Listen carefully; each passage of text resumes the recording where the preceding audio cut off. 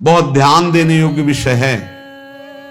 तभी लोगों को ऐसा लगता है कि ऐसा कैसे हो सकता है। भक्त के चरित्रों को जब सुनते तो लगता है ऐसा कैसे हो सकता है, ऐसी परिस्थिति में भी ऐसा कैसे हो सकता है। क्योंकि तुम मानसिक बुद्धि से युक्त हो और वो भागवतिक स्थिति से युक्त है, इसलिए तुम उसको पार पा ही नहीं सकते। जब तुम अपना जीवन श्यामा श्याम के चरणों में समर्पित कर देते हो, इसलिए तुम अपना सारा मन, सारी बुद्धि, सारा जीवन, प्रत्येक श्वास केवल प्रभु को अर्पित कर दो। फिर देख लेना श्वास कैसे अर्पित की जाती है, राधा राधा राधा। बुद्धि कैसे अर्पित की जाती है, एकमात्र निश्चय भगवत सुख ही सुख है। ये जागतिक सुख सुख नहीं, ये दुख है, ये ऐसा दलदल है जिससे आज तक कोई नहीं निकल पाया।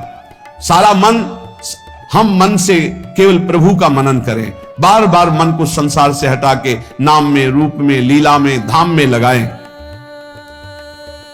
बहुत प्रसन्नता हो जाती है उस उपासक के हृदय में जो अपना मन बुद्धि प्रभु के चरणों में अर्पित कर देता। भगवान ने तो इसको बहुत उत्तम स्थिति बताया है कि मेरे से कभी वो अलग हो ही नहीं सकता यदि मन बुद्धि अर्पित कर दिया।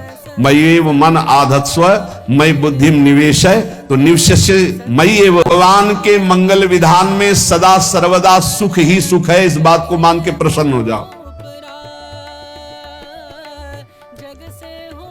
जब भगवान का भजन करने वाले की तन्मयता बढ़ती है भजन में, तो द्वेषी जन अपने आप तैयार हो जाते हैं। भक्त कभी किसी से द्वेष नहीं करता, अपने आप वो द्रोह करने लगते हैं। तो नरसिंह मेहता जी से बहुत गांव के कई लोग थे जो जलते थे, ऐसे जलते थे कि अब क्या करें, कैसे मिटा दे नरसिंह मेहता जी को। उपाय तो मिल नहीं रहा था। तो एक दिन संतों की मंडली आई और उन्होंने कहा कि हम रास्ते में कोई चोर आदि धन ना ले ले, इसलिए यहां से किसी की हुंडी चलती है क्या द्वारिका में? पहले ऐसा था। बोले हाँ, हमारे यहां बहुत बड़े सेठ हैं नरसिंह मेहता जी, पर आप कहोगे वो मना कर देंगे।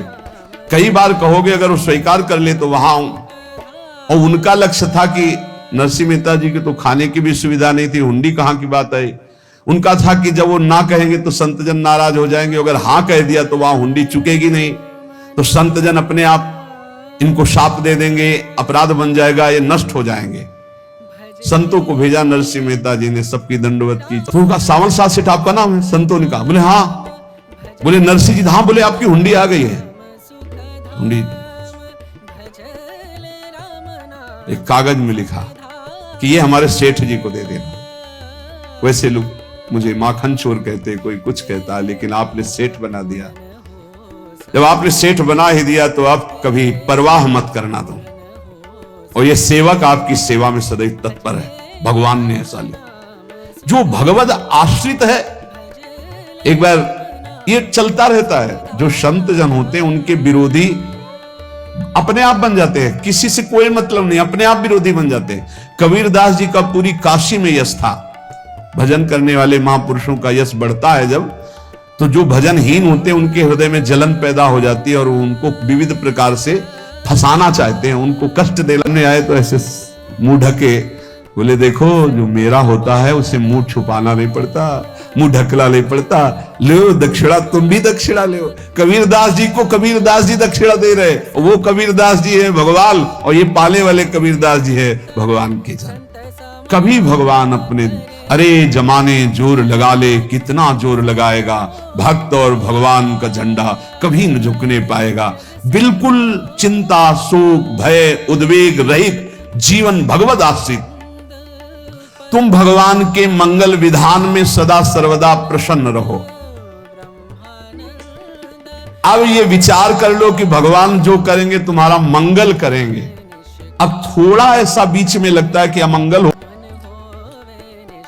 जो नित्य सच्चिदानंद भगवान के चरणों में अपने चित्त को समर्पित करता रहता है, उसको यह अनुभव होने लगता है कि बड़ी कृपा है हमारे ऊपर भगवान की, बड़ी कृपा है हमारे ऊपर।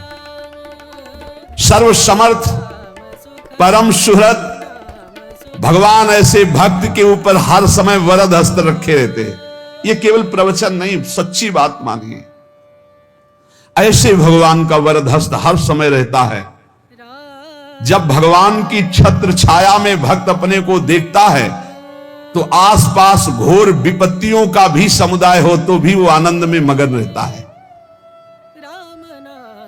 हर हालत में आनंदित रहना ये भक्त का स्वभाव है।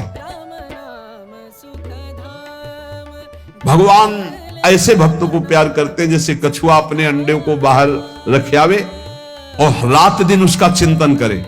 जब भक्त भगवान को समर्पित होता है तो भगवान रात दिन उसकी ऐसे चिंतन सुरक्षा करते हैं। अब है ये दैवी संपदा का पहला गुण है, ये भगवान के शरणागत पर जागृत हो जाता है। अरे जगत को अभय दान देने वाले भगवान है। भगवान का एक प्रण है, ममपन शरणागत भयहारी। जो मेरी शरण में आ गया उसके भय का मैं नाश कर देता हूं। साधना में अवस्था मन की मानी जाती है कि आप कितने अच्छे साधक हैं।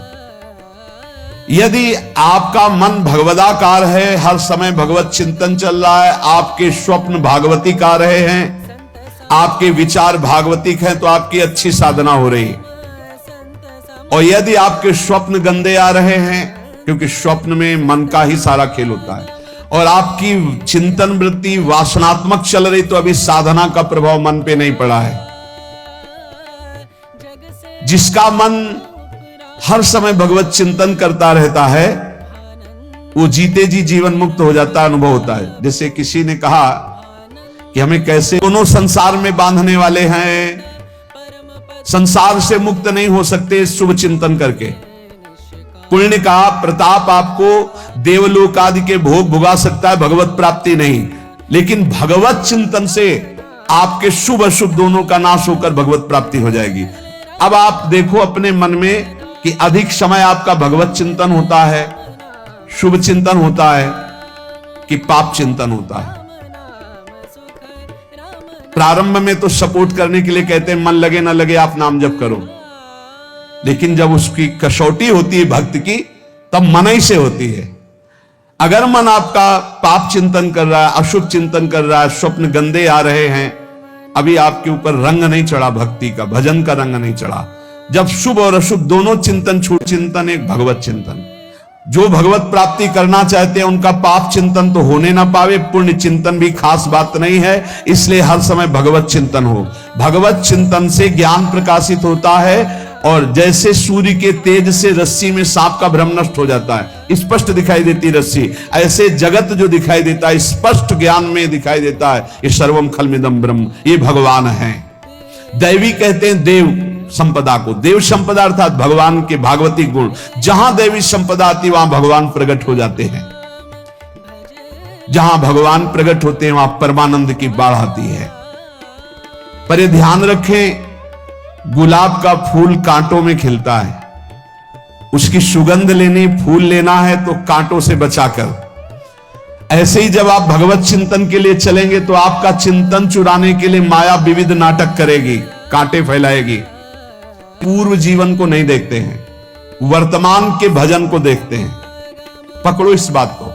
अगर वर्तमान में आज आप सुधर गए हो, नाम जप कर रहे हो, तो आप भक्त हो। ये गीता जी में भगवान ने कहा, अपिचेत सुदुराचारो भजते माम अनन्य भाग साधुरेव समन्तव्या सम्यक व्यवसिता। ऐसा बहुत दुराचारी पहले रहा है, बाद में उसके मन में आ गया कि भगवान के सिवा हमारा कोई कल्याण करने वाला नहीं, हमारा कोई नहीं। तो भगवान कहते हैं मैं उसे साधु ही मानता हूं, उसे साधु बना देता हूं। भगवान किसी के पूर्व जीवन को नहीं देखते। बहुत बढ़िया बात है। कल तक हम क्या करते रहे भगवान नहीं देखते, आज क्या कर रहे हो ये देखते हैं। यदि आज आप भजन में लग गए हो, अच्छे आचरण कर रहे हो, तो आपको भगवत प्राप्ति हो जाएगी। भगवान ये नहीं देखते कि पूर्व में पुण्य, तो बहुत जल्दी भगवान पूर्ण करते हो। भजन जिसका चलने लगा तो फिर लोकांतर के सारी रिद्धियां सिद्धियां सुख वैभव तो उसके चरणों में लौटते हैं।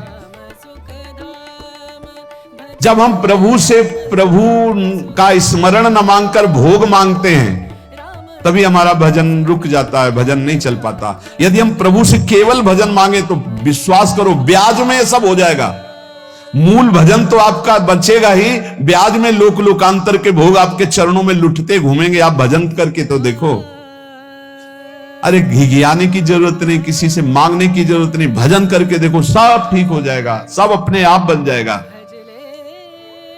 हम बहुत बड़ी भूल कर देते हैं कि थोड़ा भजन करके प्रभु से कुछ सांसारिक वस्तुएं, स्थितियां